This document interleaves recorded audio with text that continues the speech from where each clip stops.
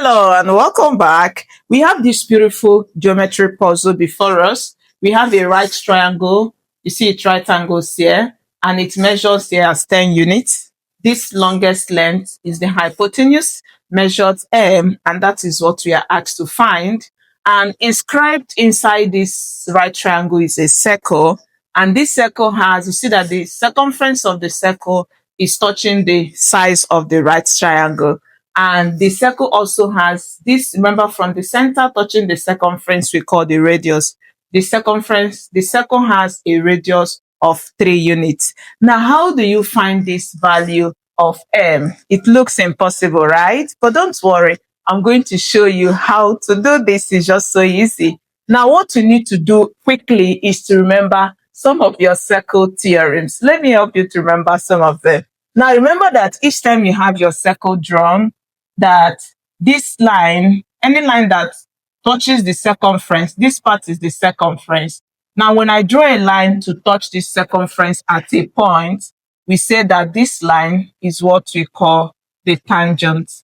And when we also have this from the center drawn is what we call the radius. Whenever the radius comes in contact with the tangent, it always makes angle 90. We say it is the tangent and the radius theorem.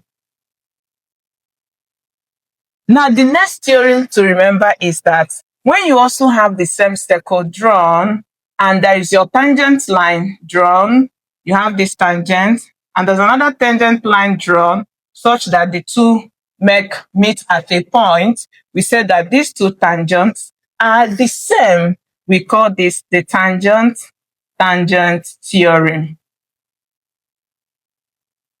Now, how can these two theorems help us in answering this question? Let's go back. You see that from here to this point is the radius and it measures 3. You are free to get as many radius as possible, provided you move from the center. You can move from here to this end, move from here to this, move. Let's take there, but there are these particular radii we should not avoid. Let's fish them out. We can make this from here to this point, touching this part is also my radius. Did you see that? And remember that radius are always equal. So if from here to here is 3, this one should also be 3. And what does that mean? If this from here to here is 3, it also means that this length should also be 3, because you see that this has met angle 90 here, obeying what we stated here. This makes angle 90 at this point, and this one makes angle 90. Remember that this line is like the tangent of this particular circle. So this line is a tangent line. This line is also a tangent line. So the radius touching the tangent makes angle 90 with the tangent, obeying what we stated here. And this radius touching this also makes angle 90 with the tangent. You see that this has formed a square because the remaining angle should also be 90. In that case, if from here to here is 3, this part should also be 3. If from here to here is 3, this part should also be 3. And what does this mean? It means we can adjust this. Remember, the total length is 10 units. So if we have found out that here, this length, from here to this length, is 3 units, we can find the remaining length. So to get the remaining length, what do? We are going to now have subtract. So we are going to subtract 3 from 10, and that gives us 7. So the remaining length here is 7 units. Now, what other information do we need? Let's go back to this diagram. Remember that this is your center. So you can form another radius from here to here, touching this part of the line.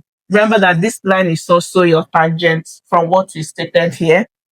And this line has formed your radius, and it also makes angle 90 with this.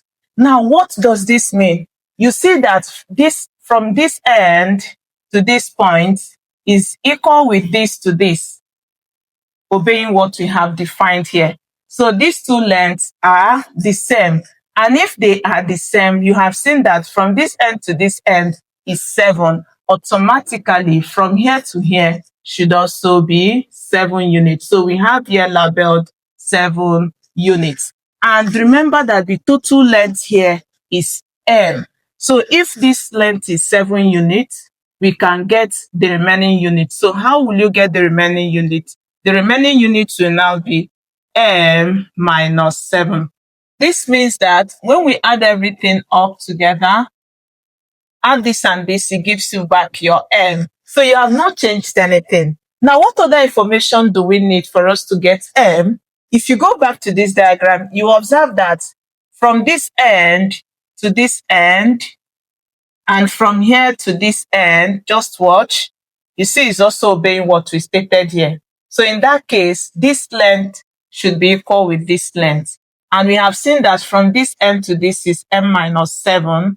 Automatically from here down to this end should also be m minus 7. So that when we add the total length together, it's going to give us 3 plus this. So we have 3 add m minus 7. 3 subtract 7 is negative 4. So we have m minus 7. It means that this total length is m minus 7. This total length is m.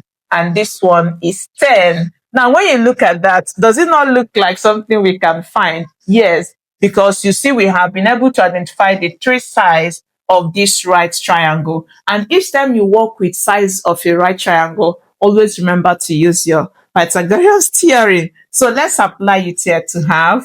So if we do that, this is what we have. This length is m. Here is m minus 4. And this length is 10. Now, using your Pythagorean's theorem, this is the longest side because it's the side opposite to where the angle 90 is formed. So what you do using your Pythagorean's theorem, square the longest side. So you have m squared is equal to the square of the two tails summed together. So square this, add them together. It gives you equal to the sum, the square of this side. So that gives us 10 squared plus this one squared, m minus 4 squared. And that is just that. So let's simplify. This gives us m squared is equal to 10 squared gives us 100 plus, for this, we can quickly remember our algebraic identity. For every a minus b raised to power 2 is always a squared minus 2ab plus b squared. So let's apply this identity here. It's going to give us m squared minus 2 multiplies m multiplies 4, then plus 4 squared. So if we simplify, we are going to have, so this gives us m squared is equal to 100 plus m squared. Multiply this, it gives us negative 8m. Square this, it gives us 16. So if we take it up, we have, so working it out from here, we now have, so this gives us m squared is equal to 100 plus m squared minus 8m plus 16. Now we're going to subtract m squared from both sides. So when you do that, this cancels. So we now have 0 is equal to 100. This cancels. So we have minus 8m plus 16. What do we do next? We are going to add 8m to both sides. So if you do that, we now have 8m is equal to, this cancels, this add this is 116. To get m, remove this 8, you divide by the coefficient. So when you do that, we have, so this cancels, we now have m is equal to 14.5.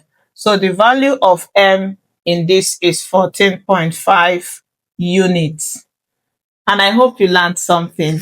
If you did, don't forget to like, share. If you're still new, hit that subscription button. And if you're a returning viewer, thank you for choosing to learn curious. I'll also be curious to see your own method.